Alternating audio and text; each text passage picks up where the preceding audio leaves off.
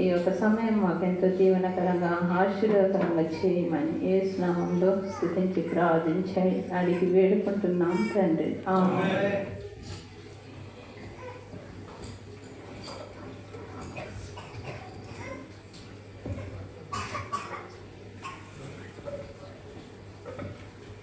నా పేరు తెలుసు, నా ఊరు తెలుసు. మీకు అందరికీ నా జీవితం గురించి మీ అందరికీ తెలుసు, కానీ కొంతమందికి తెలియని వారికి నేను కొన్ని విషయాలు చెప్తున్నాను. నాది సొంత ఊరు కొడిమ్యాలు. నేను రక్షణ పొందిన నా జీవితం, నేను ఒక సిఎస్ఐ హాస్టల్లో చదివినాను. అయితే అందులో ఎన్నో వాక్యాలు, కథలు, పాటలు ఎన్నో నేర్చుకున్నప్పటికీ నాలో రక్షణ లేదు. అయితే దేవుడు నన్ను దర్శించినాడు. దర్శించి ఈ యొక్క సామరత్నం అంకుల్ ద్వారా నాకు ఈ యొక్క రక్షణలో నన్ను స్థిరపరిచినారు. ఆ యొక్క 1999లో నేను రక్షణ తీర్మానం చేసుకొని రక్షణలో కొనసాగించినాను. అయితే ఆత్మలో స్థిరపరచడానికి దైవకుడు జాన్సన్ అన్న ద్వారా నా యొక్క రక్షణ, నా యొక్క ఆత్మీయ జీవితంలో నేను ముందు కొనసాగిస్తున్నప్పుడు కొన్ని పరిశోధనలు, ఎన్నో నిందలు, అవమానాలు నా జీవితంలో జరిగినాయి. అవన్నీ చెప్పాలంటే సమయం సరిపోదు. ఈ యొక్క సమయంలో, కొద్ది సమయంలో నేను ఎన్నో కష్టాలు ఉన్నప్పటికీ దేవుడు నన్ను ఈ యొక్క సమయం వరకు నన్ను తీసుకొచ్చినాడు. అయితే నా జీవితంలో ఒక పెద్ద మలుపు తిరిగింది. అది నా యొక్క 2017 సంవత్సరంలో నాకు చాలా తలనొప్పి వచ్చింది. ఆ తలనొప్పి అయితే ఆ తలనొప్పి అంటే మామూలుగా అందరికీ వస్తుంది. అయితే నాకు వచ్చే తలనొప్పి అయితే బ్లడ్ క్లాట్ అన్న కావాలి, అయితే మైగ్రేన్ అన్న ఉండాలి, అయితే ట్యూమర్ అని ఉండాలి. అయితే ఈ మూడులో ఈ విపరీతమైన నొప్పి 3 ఉంటాయి. అయితే నా యొక్క జీవితంలో ఆ తలనొప్పి 2017లో మన మందిరంకే సుధాకర్, సిటీ స్కాన్ సుధాకర్, బాబురావు వాళ్ళు వచ్చేవారు. అయితే నా తలనొప్పి చూసి వాళ్ళకి నేను చెప్తుంటే, అక్క నువ్వు సిటీ స్కాన్ చేసుకో అక్క అంటే, నాకు స్కానింగ్ అంటే, హాస్పిటల్ అంటే ఎంతో భయం. అయినప్పటికీ తప్పని పరిస్థితిలో నేను హాస్పిటల్కి వెళ్ళి సిటీ స్కాన్ చేయించుకున్నా. సిటీ స్కాన్ చేయించుకున్న తర్వాత అప్పుడు నాకు కొంచెం అది ప్రాబ్లం ఉన్నదక్క, అయితే ఎంఆర్ఐ చేయించుకోవాలని చెప్పేసి ఎంఆర్ఐ చేయించుకున్న తర్వాత అప్పుడు వెంటనే ఎంఆర్ఐ చూసి డాక్టర్లు ఇక్కడ ఎవరు నన్ను పట్టలేదు. అయితే కరీంనగర్ ప్రతిమ హాస్పిటల్లో వారం రోజులు నేను అడ్మిట్ అయిన తర్వాత అక్కడ ఉన్న పరిస్థితిని బట్టి నాకు చాలా భయం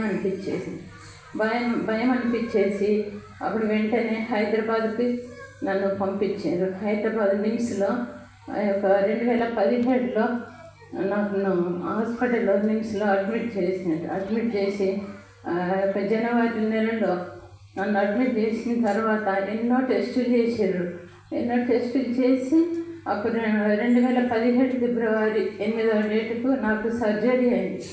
ఒక బ్రెయిన్ సర్జరీ అయింది. ఆ బ్రెయిన్ సర్జరీలో ఎవరికైనా కానీ తలలో ఏదైనా ప్రాబ్లం ఉంటే అయితే క్యాన్సరా లేకుంటే ఇంకేదైనా ప్రాబ్లమా అని అందరికీ ఆ డౌట్ వస్తుంది. అయితే నాకు కూడా డాక్టర్లు ఆ యొక్క రిపోర్ట్స్ అన్నీ తీసి Hyderabad America hospital, cancer hospital అని ఉన్నది, అక్కడికి పంపించారు. నాది బయోప్సీ టెస్ట్ చేసి పంపించిన తర్వాత అక్కడ టెస్ట్కి నా యొక్క బ్లడ్ రిపోర్టు ఒక వారం రోజుల తర్వాత మీరు రండి అమ్మ అని చెప్పిన తర్వాత డాక్టర్ నేను మళ్ళీ ఫోన్ చేసినప్పుడు మీరు రావాలని చెప్పిన తర్వాత సరే అని ఇంటికి వచ్చిన తర్వాత మా అమ్మ మీ రిపోర్ట్స్ వచ్చింది మీరు రండి అనగానే నేను మళ్ళీ అమెరికన్ హాస్పిటల్, క్యాన్సర్ హాస్పిటల్ అది. అయితే అక్కడికి నన్ను పంపించిన తర్వాత అక్కడ డాక్టర్లు మాకు వెయిటింగ్ రూమ్ ఉంటుంది, ఆ వెయిటింగ్ రూమ్లో మీరు వెయిట్ చేయండి, నేను రిపోర్ట్ తీసుకొని వస్తా అని డాక్టర్స్ చెప్పిన తర్వాత చాలా భయంతో, నాకు మరణం అంటే భయం లేదు, ఎక్కడ కళ్ళు మూస్తే అక్కడ తెరుస్తా అనే నిరీక్షణ నాకు ఉన్నది. కాకపోతే ఏంటంటే ఒక ఆత్మలను నేను రక్షణలోకి తీసుకురాలేదు. నా ద్వారా నేను దేవుని పని ఏం చేయలేదు. ఒక బాధ ఒకటి మాత్రమే ఉండే నాకు. అయితే డాక్టర్ వెయిటింగ్ రూమ్లో ఉంచి రిపోర్ట్స్ అన్నీ తీసుకొని వచ్చి అప్పుడు నేను తల వంచి కిందికి ఇట్లనే ఉండిపోయినా, మా పిల్లలు, నేను, మా భర్త. అయితే డాక్టర్ వచ్చి ఏమన్నారు, అమ్మ నువ్వు అని అన్నాడు. అంటే నేను ఎట్లా నవ్వుతా సార్, నాకు ఉన్న పరిస్థితిని బట్టి నేను ఎట్లా నవ్వుతానంటే, లేదు నువ్వు నవ్వాలి, నువ్వు నమ్మిన దేవుడు గొప్ప దేవుడు, నీకు నాన్ క్యాన్సర్ అని రిపోర్ట్స్ వచ్చింది అని చెప్పగానే అసలు నేను అది నమ్మలేకపోయినది. నాన్ క్యాన్సర్ అనగానే నీకు లేదు, క్యాన్సర్ లేదు, నీకు బ్లడ్ క్లాట్ని బట్టి ఈ తలనొప్పి వచ్చిందని చెప్పారు. చెప్పినాక వెంటనే అప్పుడు నాకు ఆ మెడిసిన్ కూడా ఏమి ఇవ్వలేరు, నొప్పికి మాత్రము ఇచ్చారు. అయితే ఆ యొక్క రిపోర్ట్స్ తీసుకొని కొన్ని నొప్పికి ట్యాబ్లెట్స్ తీసుకొని మళ్ళీ నేను ఇక్కడికి జైత్యాలకు వచ్చేసిన తర్వాత 2028లో మళ్ళీ తలనొప్పి స్టార్ట్ అయింది నాకు. మళ్ళీ తలనొప్పి స్టార్ట్ కాగానే చాలా విపరీతమైన తలనొప్పి. అది మామూలు తలనొప్పి అంటే నా కళ్ళల్లో ఉండి కన్నీరు వస్తే కూడా అది భరించలేను. ఇటు తల చూడరాదు, అటు తల నొప్పి, ఇటు తిరగరాదు, అటు తిరగరాదు. నవ్వడానికి నవ్వు రాలేదు, మాట్లాడడానికి మాట రాలేదు. అంత భయంకరమైన తలనొప్పితో నేను వేదన పడుతున్నప్పుడు అప్పుడు ఈ యొక్క ఎన్నో వాక్యాలు నన్ను ఆదరించినప్పటికి కూడా నాలో ఆ ధైర్యం లేదు. అయితే మళ్ళీ ఒకరోజు రాత్రి ఈ యొక్క 2024 సంవత్సరంలో ఒకరోజు రాత్రి నాకు చాలా విపరీతమైన తలనొప్పి. ఆ తలనొప్పిలో అప్పుడు మా పిల్లలు వెంటనే జాన్సన్ అన్నకు ఫోన్ చేసి, అన్న మమ్మీకి మళ్ళీ తలనొప్పి లేచింది అన్న, మీరు రావాలంటే అన్న ఏ టైంలో అయినా వచ్చి అన్న ప్రార్థన చేసేవారు. అయితే 2024 సంవత్సరంలో నాకు నవంబర్లో నన్ను మళ్ళీ హాస్పిటల్కు, ఆర్ఎన్సీ హాస్పిటల్కు నన్ను డైరెక్ట్ అడ్మిట్ చేసిండ్రు. ఆర్ఎన్సీలో అడ్మిట్ చేసిన తర్వాత అక్కడ మా అల్లుడు ఈ యొక్క హాస్పిటల్లో ఉంటే చాలా బాగా చేస్తారు అని మళ్ళీ టెస్టులు చేసి మళ్ళీ ఎంఆర్ఐ స్కానింగ్ చేసి చెప్పగానే నీకు మళ్ళీ సర్జరీ చేయాలమ్మా అని మళ్ళీ చెప్పారు. అయితే ఫస్ట్ సర్జరీకే నేను తట్టుకోలేకపోయినా, సెకండ్ సర్జరీ నేను ఏ విధంగా నేను తట్టుకోవాలి అని నేను ఎంతో బాధపడి ఉన్నా. అయితే ఎంత బాధపడినప్పటికీ ఆ యొక్క సర్జరీ తప్పది అని చెప్పిండ్రు. సర్జరీ తప్పదన్న తర్వాత ఆ యొక్క 2024 సంవత్సరంలో ఆ యొక్క అక్టోబర్ నెలలో నాకు డేట్ ఫిక్స్ చేసిండ్రు సర్జరీ చేయాలని. అప్పుడు సర్జరీకి ముందు నాకు ఎన్నో కొన్ని టెస్టులు చేసి నన్ను ఆ యొక్క ఆపరేషన్ థియేటర్కి తీసుకెళ్ళడానికి నన్ను ఎంతో ఆ యొక్క నా తల వెంట్రుకలు తీసేసిండ్రు. ఎన్నో టెస్టులు చేసి తీసుకపోతే నేను బాధపడ్డా. అయ్యో నాకు అప్పుడు యేసు ప్రభు సిలువ వేసిన ఆ యొక్క దృశ్యం గుర్తుకొచ్చింది. దేవుడు నా కొరకు ఆ యొక్క సిలువలో తన అందాన్ని వికారంగా చేసుకున్నాడు. నా అందం ఎంతటిది, నా యొక్క సౌందర్యం ఎంతటిది అని అప్పుడు నేను ధైర్యపడ్డా. అయితే ఆ యొక్క ఆపరేషన్ థియేటర్కి తీసుకెళ్ళిన తర్వాత చాలా నేను ఆపరేషన్ థియేటర్కి వెళ్ళకముందే నా యొక్క చెవులు వినికిడిపోయింది.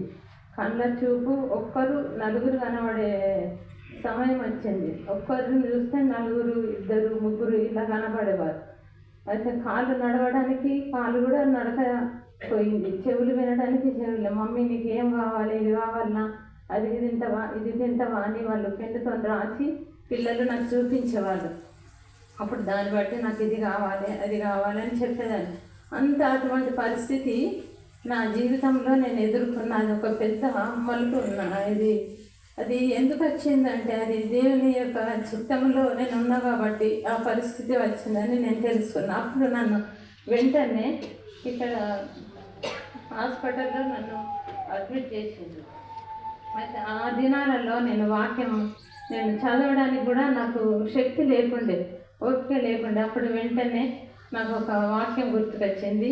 యోబు 24 అధ్యాయము. ఒక్కసారి ఒక 2 వాక్యాలు, ఎన్నో వాక్యాలు ఉన్నాయి, కానీ అవి చదవడానికి నాకు సమయం లేదు, ఓపిక కూడా లేదు. కాబట్టి కొన్ని వాక్యాలు మాత్రము చూసుకుందాము. యోబు 16వ అధ్యాయము. యోబు 16వ అధ్యాయము 12వ వచనంలో నాకు ఈ యొక్క బైబిల్లో ఈ వాక్యం ఉన్నదని కూడా నాకు తెలియదు. కానీ దేవుడు ఆ యొక్క అడ్మిట్ చేసిన తర్వాత దేవుడు నాతో ఈ మా వాక్యం ద్వారా మాట్లాడిండు. నేను నెమ్మదిగా ఉండిని, అయితే ఆయన నన్ను ముక్కలు చెక్కలు చేసి ఉన్నాడు. మెడ పట్టుకొని వదిలించి నన్ను తుత్తునీలుగా చేసి ఉన్నాడు. ఈ యొక్క వాక్యం నాకు గుర్తుకొచ్చింది. అంటే యోబు తన జీవితంలో ఎన్నో కష్టాలు, ఇబ్బందులు ఎదుర్కొన్నాడు.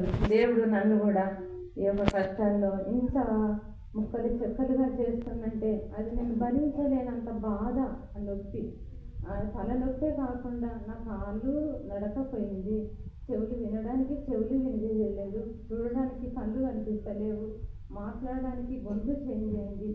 ఇంకా నా జీవితం ఏంటిది, అసలు నేను బ్రతుకుడు నాతో కాదు అని నేను దేవుని యొక్క సన్నిధిలో నేను ఆత్మహత్య చేయడానికి కూడా అటువంటి ఆలోచన నాకు వచ్చింది. కానీ ప్రభువా, నేను ఆత్మహత్య చేసుకొని నరకానికి పోయేదానికంటే ఈ లోకంలో బ్రతికి నీ కొరకు సాక్షి జీవించాలంటే భరించేంత శక్తి నాకు ఇయ్యి ప్రభువా అని ఇది ఒకటి మాత్రం ప్రార్థన చేస్తున్నా. అప్పుడు వెంటనే దేవుడు నాతో ఇంకొక వాక్యం ద్వారా మాట్లాడాడు. యోబు 24వ అధ్యాయము 22వ వచనంలో, యోబు 24వ అధ్యాయము 22వ వచనం.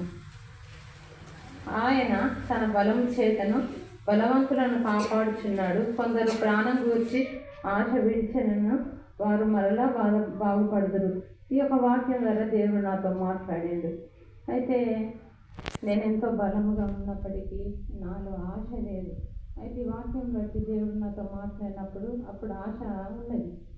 బ్రతకడానికి అంత పెద్ద ఆశ నాకు లేదు. కానీ ఈ లోకంలో దేవుడు బ్రతికినంటే దేవుడు పని కొంచెమైనా చేయాలి అని అన్న ఉద్దేశంతోనే నేను కలిగి ఉన్నా. అయితే బైబిల్లో ఒక వాక్యము నేను అనుకున్న ప్రభా, సర్జరీ అయిన తర్వాత నేను ఐసీయూలో 2 రోజులున్నా, 3వ రోజుకు రూమ్కి షిఫ్ట్ చేసిన తర్వాత ఒక రోజు నైట్ అంతా నేను చాలా బాధ, సర్జరీ కాకముందు ఒక బాధ, సర్జరీ అయిన తర్వాత ఇంకొక బాధ, అవన్నీ నేను అసలు భరించలేను. అటువంటి పరిస్థితుల్లో అప్పుడు నేను దేవుడు నాతో ఉన్నాడు. అప్పుడు ఒక రోజు రాత్రంతా బైబిల్లో ఉన్న ఆదాము నాతో ఉండి సహవాసం చేసిండు. ఏదోని తోట అంతా చూపిస్తుండు. ఏదోని తోట అంతా చూపించి అప్పుడంతా రాత్రి అంతా ఆదాము నాతోనే ఉన్నాడు. నేనన్నా, ఆదామన్నా, దేవుడు ఎందుకు సృష్టించాడు ఈ ప్రజలను, ఈ బాధలు భరించడానికి? ఇవన్నీ ఏంటిది అని అంటే దేవుని ఆజ్ఞను అతిక్రమించడం పాపమని ఆ వాక్యము నాతో మాట్లాడిన. అప్పుడు అవును, నేను దేవుని ఆజ్ఞను అతిక్రమించడం పాపమే అని నా పాపం ఒప్పుకొని చూసేసరికి తెల్లవారుతుంది. అప్పుడు 5 గంటలకే మళ్ళీ సిస్టర్స్ వచ్చి సెలైన్ చేయడము, ఇంజక్షన్ వేయడము అట్లా లేపేవాళ్ళు. అయితే వెంటనే మా పిల్లలతోని చిన్ని ఆదామని వచ్చిండ్రా, ఇంకా వస్తలేడు, నేను మళ్ళీ వస్తా, నీకు యెరూషలేము పట్టణం తీసుకొస్తా, ఇప్పుడు ఏదో తోట నీకు అప్పచెప్పిపోతున్నా అని చెప్పిండు. ఇంకా వస్తలేడు. ఏంది మమ్మీ, ఎవరు ఆదాం, ఎవరు, ఏంటిది, నువ్వు ఎక్కడున్నావు అంటే, అవునా, నా రాత్రంతా నాతో ఆదాం ఉన్నాడు, నాకు ఏదో తోట అప్పచెప్పిపోయిండు అని అంటే అది నిజమే. అది నిజంగా నాకు కళ అనిపించలేదు. అది నిజంగా రాత్రంతా నేను ఆ యొక్క ఏదో తోటలో నేను గడిపినట్టు నాకు దేవుడు చూపించిండు. అట్లా చూపించి అట్లా ఎన్నో వాక్యాలు దేవుడు నాతో మాట్లాడుతూ వచ్చిండు. అయితే సర్జరీ అయిన తర్వాత ఇంటికి డిశ్చార్జ్ అయ్యి ఇంటికి వచ్చిన తర్వాత నాకు వీల్ చైర్లోనే 5 నెలలు నన్ను బాత్రూమ్ కానీ ఇంట్లోకి బయటకు తిరగడం, వీల్ చైర్లోనే నన్ను తింపేది. అసలు నేను కాలు నడక రాదనుకున్నా. ప్రభా, నీకు అసాధ్యమైనది ఏది లేదు కదా ప్రభా, మరి నా జీవితంలో నాకు ఖాళీ నడక లేదు. చెవులు వేయని చెవులు ఇచ్చినవు, వినికిడిచ్చినవు, మాట్లాడడానికి మాట ఇచ్చినవు, చూడడానికి చూపిచ్చినవు. మరి ఇప్పుడు కాళ్ళు లేవు కదా ప్రభా నడవడానికి అని నేను ప్రార్థన చేసినప్పుడు యేసుకేల్లో ఒక వాక్యం ఉన్నది. ఆ వాక్యం బట్టి నేను చాలా ధైర్యపడ్డా. ఆ యొక్క వాక్యము నువ్వు కాలు బృదగా చేద్దు అని ఆ దేవుని వాక్యం నాకు దేవుడు చూపించాడు. అంటే నేను నడవగలుగుతా, నీ కాలు బృదగా చేయనని వాక్యం ఉన్నది కదా. ఆ వాక్యాన్ని బట్టి దేవుడు నాకు మళ్ళీ నడక ఇస్తాడని ఆ యొక్క నిరీక్షణ ఇచ్చి ఆ యొక్క ఇచ్చిన వాక్యంనే ఆ వారం రోజులలోనే నేను నడవగలిగిన. ఆ సమయంలో నా పిల్లలు మా యొక్క అల్లుడు, దేవుడు నాకు అల్లుడుగా కాదు కొడుకుగా దేవుడు నాకు ఇచ్చిండు. ఎంతో పరిచయం చేసిండు. సంఘం అంతా నన్ను ఎంతో ఆదరించిండ్రు. దైవ సేవకులు, విశ్వాసులు, నా బంధువులు, నా తోబుట్టువులందరూ నన్ను ఎంతో ఆదరించి నా కోసం ప్రార్థన చేసిండ్రు. మీ అందరికీ నేను కృతజ్ఞ వందనాలు తెలియజేస్తున్నాను. దైవ సేవకుడు అన్న ఆవిడ ఎన్నో వాక్యం ద్వారా నాతో మాట్లాడి ధైర్యపరిచిండు. ఈ యొక్క పరిస్థితి నేను ప్రతిదీ చెప్పాలంటే ఒక దినమైనా సరిపోదు. కాబట్టి సమయం లేదు. కాబట్టి నేను దేవుని చిత్తమైతే నేను మరొకసారి మీ మధ్యలో నేను సాక్ష్యం పంచుకుంటాను. అట్లా నా జీవితంలో ఈ ఆర్ఎన్సి హాస్పిటల్ నుండి మళ్ళీ లైఫ్ స్టాన్ ఆ యొక్క హాస్పిటల్కి నన్ను మళ్ళీ అడ్మిట్ చేసినారు. అక్కడనే నాకు సర్జరీ అయింది. అక్కడ మళ్ళీ నాకు ఈ యొక్క బయోప్సీ టెస్ట్ మళ్ళీ చేసిండ్రు. వాళ్ళకు కూడా కన్ఫర్మ్ కావాలి కదా అని మళ్ళీ ఆ టెస్ట్ చేసిన తర్వాత కూడా అక్కడ కూడా నాకు క్యాన్సర్ అని వచ్చింది. దాన్ని బట్టి నేను ఎంతో కృతజ్ఞత కలిగి నేనున్నా. అయితే నేను ఒకటి ఇది చెప్పాలనుకున్నా, నాకు ఈ పరిస్థితి ఎందుకు వచ్చింది ప్రభా, మరి నేను ఎంత భరించలేను, ఇది ఎందుకు వచ్చింది అంటే యోగును నా ముందుకు తీసుకొచ్చింది. యోగు భక్తుడైన యోగు తన జీవితంలో యోగు భక్తి యథార్థపరుడు, ఆయన భక్తిపరుడు. అయితే ఆయనను బట్టి దేవుడు ఎంతో సంతోషించి నా భక్తుడైన యోగుడు అని సాతానుతో చెప్పి ఎంతో సంతోషించినప్పుడు యోగు భక్తి చేయడం, ఆయన చుట్టూ కంచె వేసినప్పుడు అన్ని సమృద్ధిగా పిల్లలు 7 కొడుకులు 3 కుమార్తెలు, భూమి, ఆస్తులు, గొర్రెలు, సంపద ఉన్నప్పుడు భక్తి చేయడం అంటే అవన్నీ తీసేసుకో అని అప్పుడు దేవుడు ఆయన సాతానుకు ఆజ్ఞాపించినప్పుడు అవన్నీ తీసేసినా కానీ తన భక్తి వదులుకోలేడు. ఆ పిల్లలు పోయిండు, ఆస్తి పోయింది, అంతస్తు, గొర్రెలు, మందలు అన్నీ పోయినాయి. అయినప్పటికీ ఆయన విశ్వాసము భక్తి వదులుకోలేదు. అయితే ఇంకొకటి తనకు ఆరోగ్యం ఉంది కదా, ఆరోగ్యం బట్టి ఆయన ఆ యొక్క భక్తి చేస్తుండేమంటే తన ఆరోగ్యం కూడా కృషించిపోయింది. ఆ కురుపులతో ఎంతో భయంకరమైన వేదనతో ఉన్నాడు. ఆ యొక్క యోగు జీవితం నా ముందుకు తీసుకొచ్చి అయితే నేను అనుకున్నా, నేను ఇప్పుడు మంచిగా లేనని నేను పరిచర్య చేయడానికి రాలేదు. నేను మంచిగా ఉన్నప్పుడే అనుకున్నా నేను దేవుని పని కొంచెమైనా చేయాలని. అయితే ఈ పరిస్థితి తీసుకొచ్చినప్పుడు ఈ పరిస్థితుల్లో ఆ యొక్క యోగు నా ముందుకు తీసుకొచ్చి ఎంతో బలపరిచింది నన్ను. ఆ విధంగా నా యొక్క విశ్వాసంలో ముందు కొనసాగించబడినట్టు నా కుటుంబం యొక్క యోగు ఎన్నో దీవెనలు ఇంకా 2 అంతలుగా ఆయన ఆశీర్వాదాలు పొందినట్టుగా నా జీవితంలో నా కుటుంబంలో కూడా ఎన్నో కష్టాలు ఇబ్బందులు వచ్చినప్పటికీ దేవుడు నా యొక్క కుటుంబంలో ఎన్నో ఆశీర్వాదాలు నాకు తెలియకుండానే ఎన్నో మేలు చేస్తూ వస్తుండు. దాన్ని బట్టి మీరందరూ నా కోసం, నా పిల్లల కోసం మీరందరూ ప్రార్థన చేయండి. ఈ యొక్క సమయం ఇచ్చినందుకు కూడా నేను మీకు ఎంతో వందనాలు చెల్లిస్తున్నాను. మీ అందరూ నా కొరకు ఎంతో మీరు ప్రార్థించినారు, ఎంతో బాధపడినారు, ప్రోత్సహించినారు. ఈ యొక్క బేతెలి సంఘ పక్షంగా నేను మరొకసారి మీ అందరికీ కృతజ్ఞతలు తెలియజేస్తున్నాను. ఇంకా ఎంతోమంది సేవకులు అన్న వాళ్ళ అక్కలు నా దగ్గర హాస్పిటల్కి వచ్చి నన్ను ఎంతో ఆదరించినారు. అన్న వాళ్ళ అన్నలు కూడా నన్ను ఎంతో ఆదరించినారు. దాన్ని బట్టి కూడా మేము అందరికీ వందనాలు తెలియజేస్తున్నాను. ఈ యొక్క సమయం, ఈ యొక్క సాక్ష్యాన్ని దీవించినట్లు నా యొక్క కుటుంబం కోసం, నా కోసం ప్రార్థన చేయమని అడుగుతున్నాను.